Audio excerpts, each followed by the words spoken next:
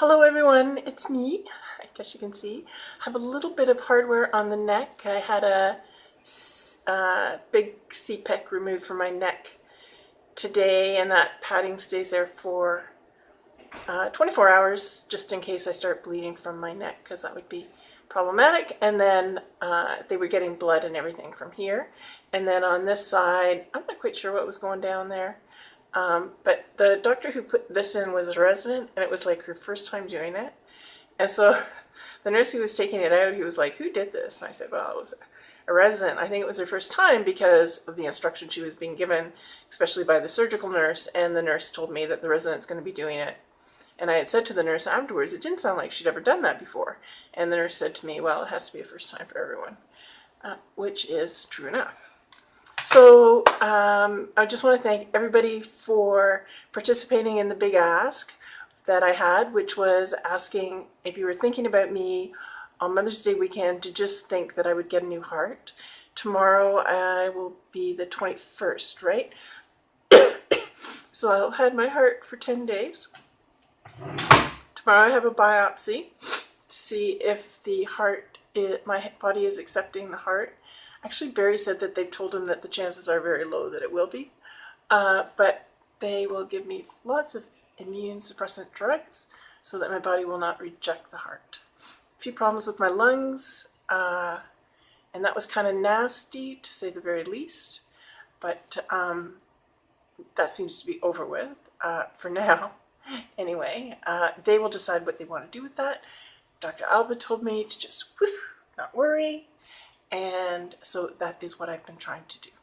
So I want to thank everybody who did think of me on Mother's Day weekend and think about me getting a new heart, because the next day I did. And it took a lot of guts for me to talk to Dr. Mo when Dr. Mo came in and said, "Mother's Day, I'm getting a new heart." And he was like, "Oh, really?" I was like, "Yes, really." But I knew I had to make it real if it was going to happen. And I knew that thoughts became actions. So I had to put it out there. So that was tough. I didn't have a lot of confidence at that time, and I knew I was failing, and I was not going to make it to the long weekend in May. Things were not going well, and even I knew that. As opposed to when the doctors are sitting me down and saying, "Donna, if you don't do this, you're going to die. Donna, if you do this, you're going to die."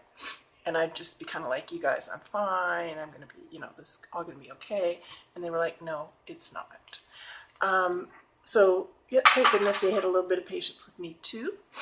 I'll probably have a perpetually running nose for the rest of my life because of the autoimmune stuff they've got on me.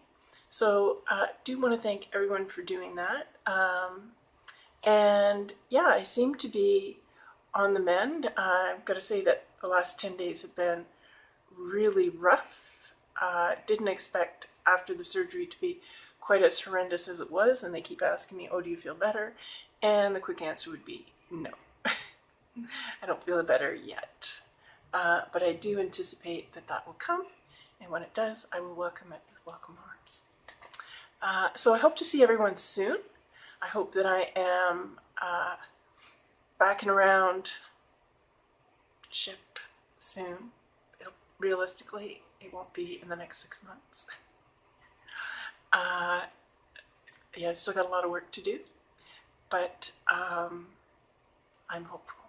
So I just really want to thank everyone for their support, and hopefully next time you see me, I'll be wearing a little bit more than my hospital gowns with huge bandages on my necks, and I'll be able to show you maybe you can see my awesome scars starting here.